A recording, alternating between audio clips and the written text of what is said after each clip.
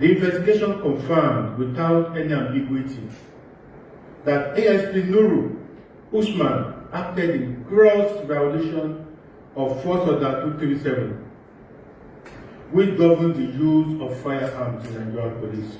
No level of criminal suspicion against a citizen justifies extrajudicial killing.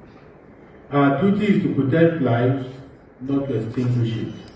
The MDC and Oblivion Trial have all recommended immediate dismissal of ASP Nuru Usman and the other officers involved in this matter. Upon dismissal, all officers will be handed over to the appropriate judicial authorities to face criminal charges for unlawful homicide. We are all witnesses to how police extrajudicially bind a citizen of Nigeria. If this can happen in the full glare of the public, can you imagine what happens behind the scene? Issues about Nigerian police and their relationship with the citizens of this country have taken words out of my mouth. It was as I watched the IG of police over this ASP that carried out this extrajudicial buying that I felt like talking, because I've seen Nigerian police time and again, and it doesn't suggest we are actually in democracy. I tend to compare what obtains in police-citizen relationship in the now with what obtained under the military regime. Sometimes I don't seem to see any difference, because I have always thought that there are people, police officers, actually trained by Nigerian police for extrajudicial buying and extrajudicial activities. Sometimes you come to a checkpoint where they tell you that, this checkpoint, the officers there, they don't smile, oh. They are very stern. They are very serious. They spare no one. You would have passed through tens of police checkpoints. As we know, Nigerian roads are replete with checkpoints here and there, even in close range.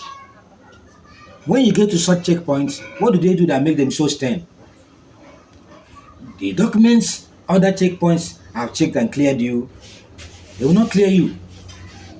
If your number, maybe engine number, has ZZZ in it, and they will tell you what I'm saying is 222 and not ZZZ, you are going, they're impounding your car. You must pay something reasonable there. That's what makes them so stern. You find them engaging in activities. Even the IG had declared publicly that this is against the modus operandi of police.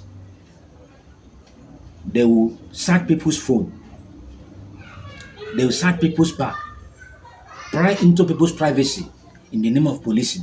Sometimes what makes them so serious and so stern is that where other officers are ready to collect just a paltry sum and pass you, the amount they charge is so high on illegal extortion, going against rules of engagement. I found myself in one of such checkpoints. If you are going from Port Harcourt to Owerri, as you pass through the first village in Imo State, Umuapu, then going into the next town, that is Umuagwo, there's this checkpoint at a deserted part of that road.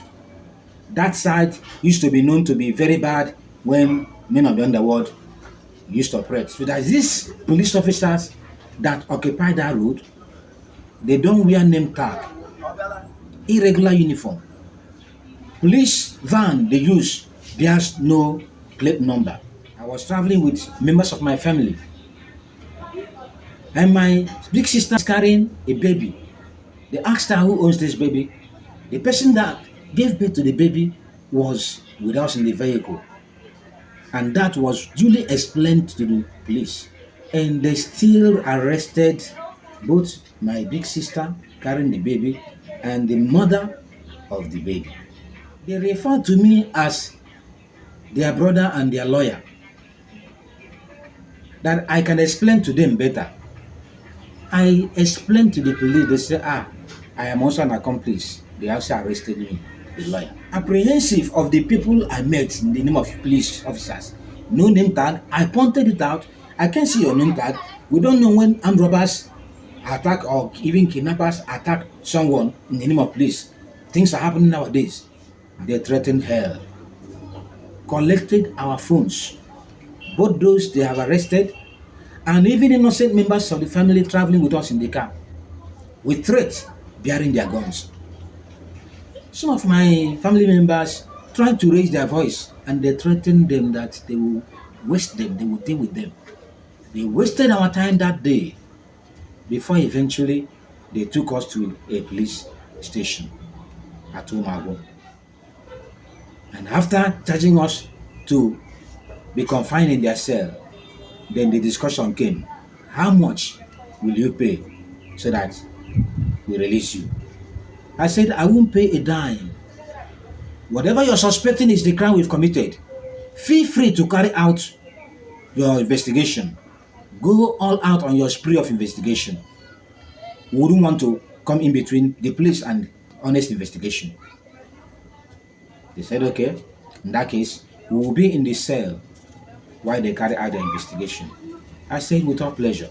I just went in the cell, lay down there, interacted with the guys there. Man, I don't want to talk about what I heard about guys in the cell. Civil issues that police have incarcerated many in their cell, many in their cell, as a result of civil fracas between brother and brother, between relations, family relations. I told them I've come to share sometimes with them. I spoke to them, preached to them before others came from Commissioner of Police in one of the states and the magistrate.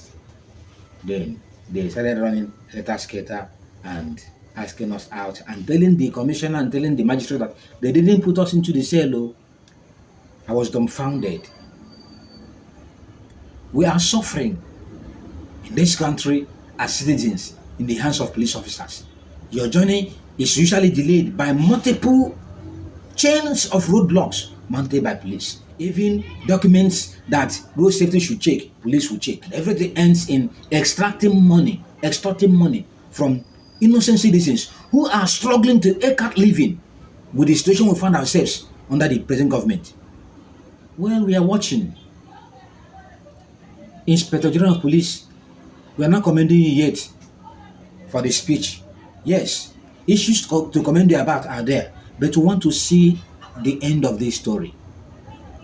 And we want to see the police look inward and rid the police of this kind of bad eggs, because they are still there. So many times, different kinds of operations are launched by the police, and they want to use it as if it's something that will sanitize the system or that will ensure security. At the end of the day, it is all about extorting more money from the citizens.